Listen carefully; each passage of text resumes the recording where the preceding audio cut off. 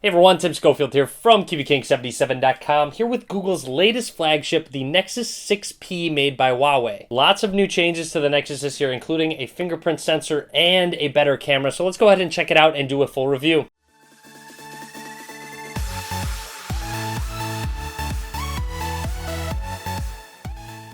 Getting right into it, I want to talk about design of the Nexus 6P, and like I said, it's made by Huawei.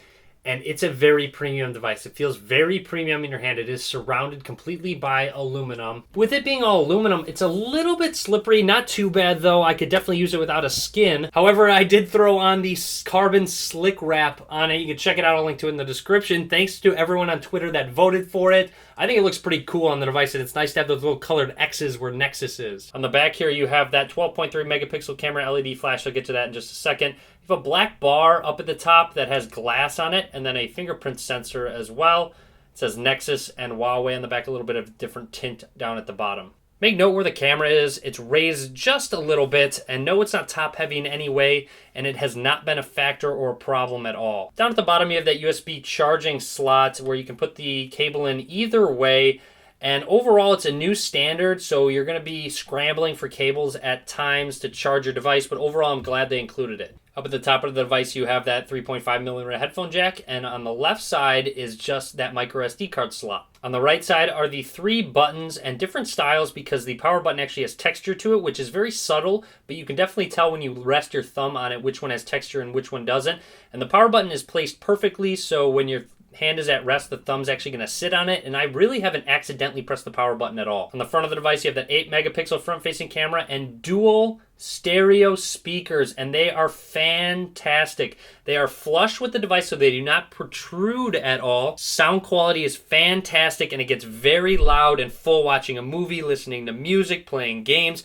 It is fantastic. Definitely one of the best speakers out there right now. Also at the top of the device is a pulsating LED light right next to that front-facing camera. Now yes, the device is actually a little bit tall. It's just as tall as the previous Nexus 6 was, which had a 6-inch display as opposed to a 5.7-inch display, but it's definitely thinner, which is great because it's easier to actually reach across the entire screen when you hold it with one hand. Moving on to the display of the device, it's a 1440p Super AMOLED display protected by Gorilla Glass 4, and I've been very pleased with this display. It's very sharp and crisp. You cannot go wrong with it. It doesn't get quite as bright as the Note 5 Super AMOLED display, so I'm going to give the edge to the Note 5 screen, but honestly, it's one of the best out there still.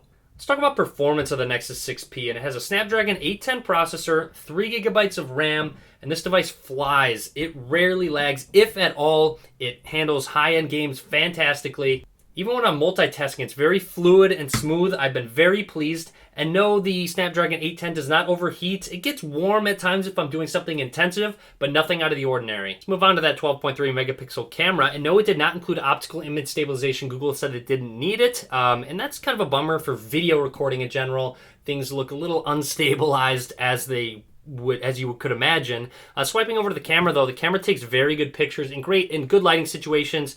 It is top notch. I really like it, especially with HDR auto mode on. This is just a quick point and shoot.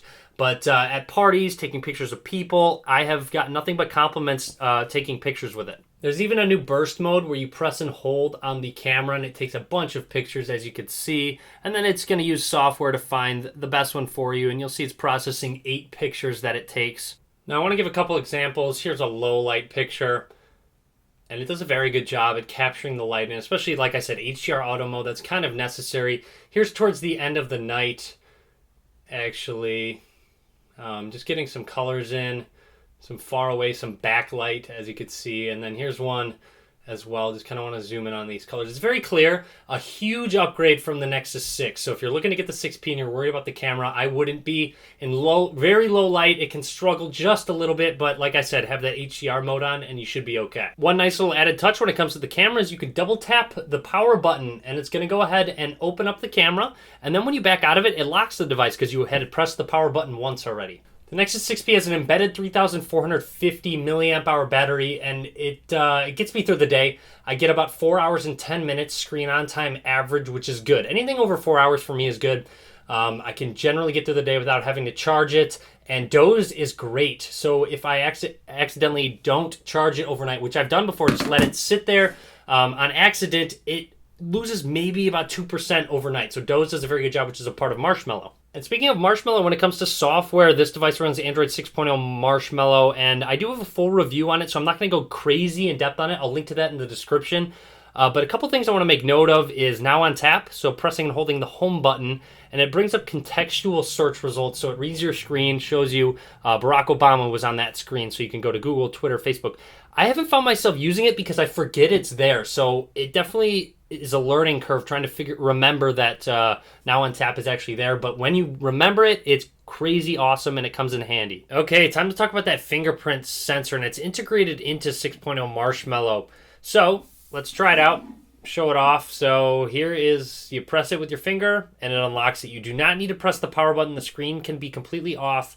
Press the power button and it unlocks it, and it's extremely quick. It's pretty accurate. I would say 9 out of 10 times it's going to work. And even when you're on this screen, you can still press the unlock button and it's going to unlock the device. Even in the Play Store, you can make purchases, touch the sensor to continue instead of using your password. Now, having the fingerprint sensor on the back is great when it's in your pocket. You can pull the device out with your finger on the sensor, and when you're using the device, it unlocks it right away for you. The only time that's a little bit downside because it's on the back is when your device is sitting on a desk. You're going to have to press the power button and use your pattern to unlock it, or physically pick up the device and actually put your finger on the sensor. Really quickly, another great added feature is visual voicemail, where you can skip through messages, play, pause, put it on speaker, or delete them very easily. Also, individualize app permissions in Marshmallow. So if I want to go ahead and take a photo, you'll see Instagram's asking to access the device's location. You can allow and deny it individually. If I hit deny, the app's still going to work. And of course, since it's a Nexus device, you get updates first, so you don't have to wait for carriers or manufacturers to push out updates. Google will push them out just to your device,